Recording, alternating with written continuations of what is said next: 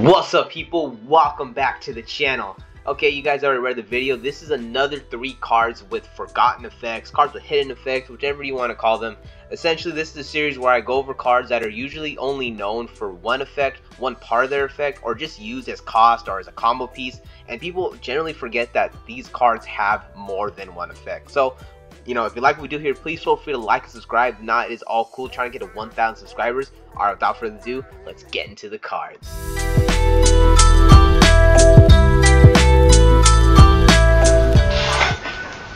Alright, so we're going to start this off by talking about Salamander Almirage. So I'm going to go ahead and read through the whole effect, then I'll go over, like which is the forgotten part. So, it starts off with quick effect. You contribute this card, then target one monster you control.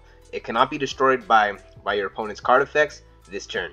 When a normal summon monster you control is destroyed by battle, while this card is in your graveyard, you can special summon this card. You can only use this effect of Salamander Almirage once per turn.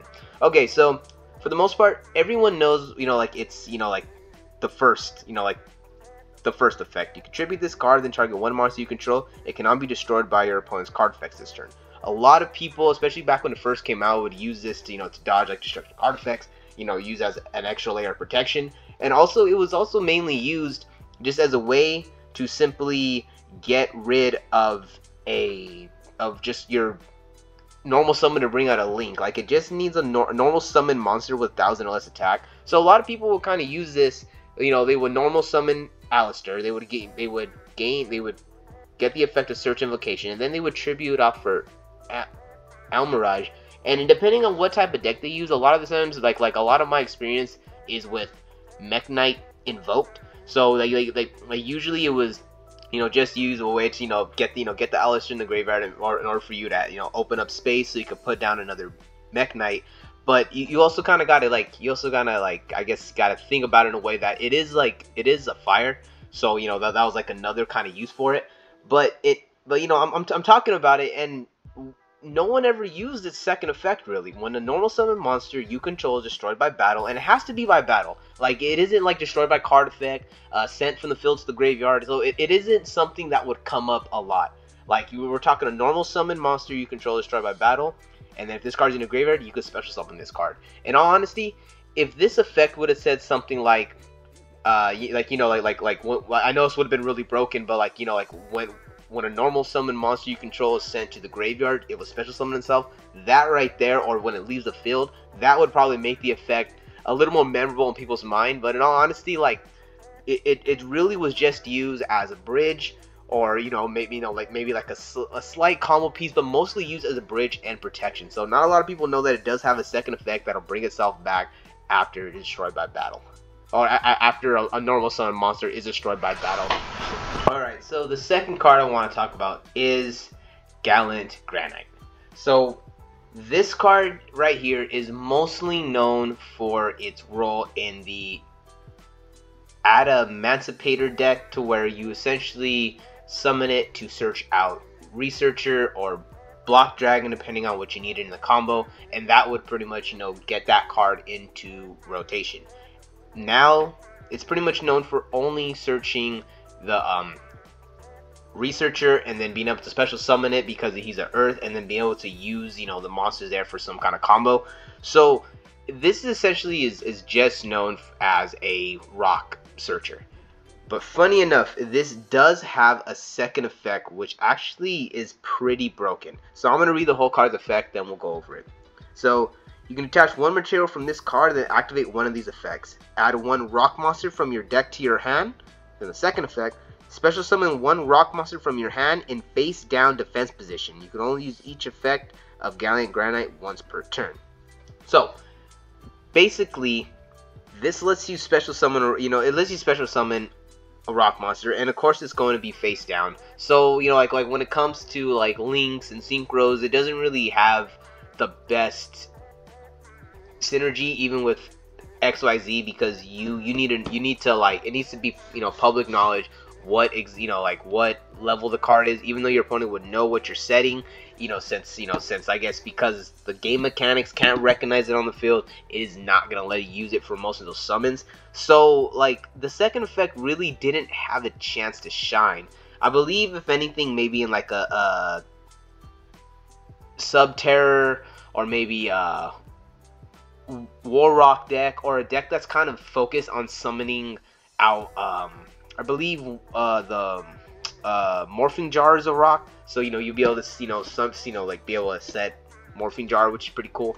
But like other than that, like that second effect doesn't really come up. Like there isn't really a situation where it's like, oh man, like where you're in the meta where you're like, I really need a special summon a rock monster face down. You need that first effect, adding the one rock monster to your hand, especially with a block dragon combo, or if you're running a combo deck and you want to have a tuner in there. This right here is just an instant way to get a body and a tuner on the field. So depending on what monster you have on, what monster you have on the board, you could build, some type of special board.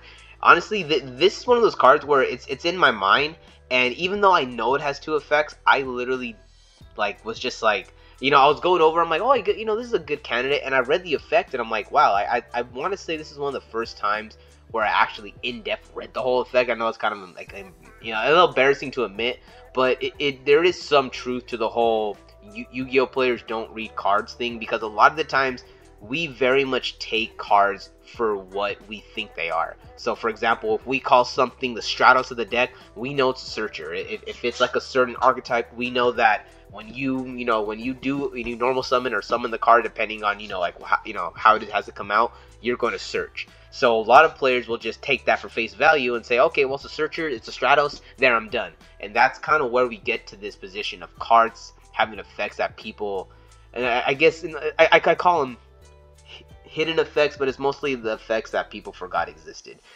So yeah, that's always really funny. It's crazy to find out how some of these cards have really cool secondary effects. Like it's not even how useful they are, it's actually how interesting some of these secondary effects are. It's kind of crazy. And the last card that I want to talk about is Predaplant Verte Anaconda.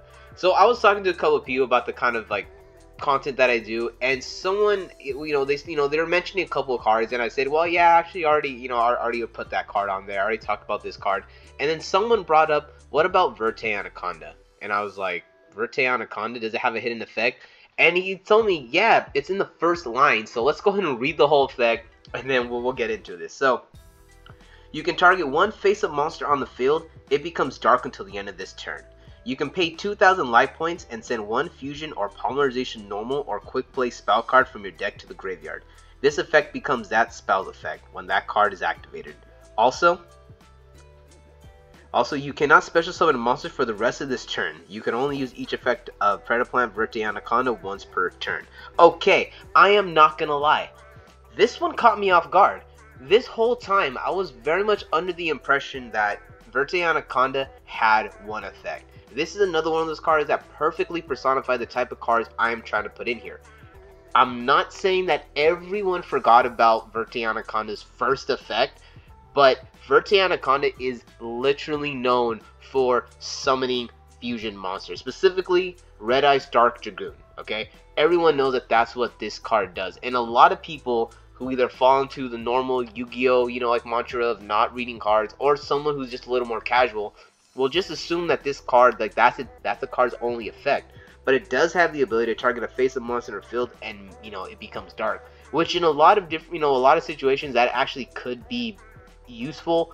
But when it comes to modern competitive Yu-Gi-Oh, that effect really isn't doing too much. So I'm not going to say that, oh, this has like a hidden effect that just might change the game. No, also the card's banned, so that's it's not like it's going to change anything anytime soon. But this is, like I said, this is a perfect example of the type of cards that I try to put on this series, of cards that are really known for one thing. Like this card is known for summoning, fusion monsters, known for copying polymerization, style spell cards, and summoning a fusion monster off of that. Like I said, most people know it for summoning Red Eyes Dark Dragoon, so that's I guess that's that kind of contributes to it, because a lot of people associate this card with the fusion monster and just completely assume that that's all it does. So like I said, so this card perfectly personifies the kind of cards I'm trying to find in here. Let me know down in the comments below if if any of these cards, I'm not saying they'll catch you off guard, but let me know if you actually did kind of forget, or you did oversee that, yeah, you know, some of these cards that I mentioned really do have effects that I either didn't know about or completely forgot about. Alright guys, that's it for the video. Don't forget to like and subscribe, and also, like I said, put some more cards in the comments that you know you want to see me go over. Till then, peace out, and I'll catch you in the next one.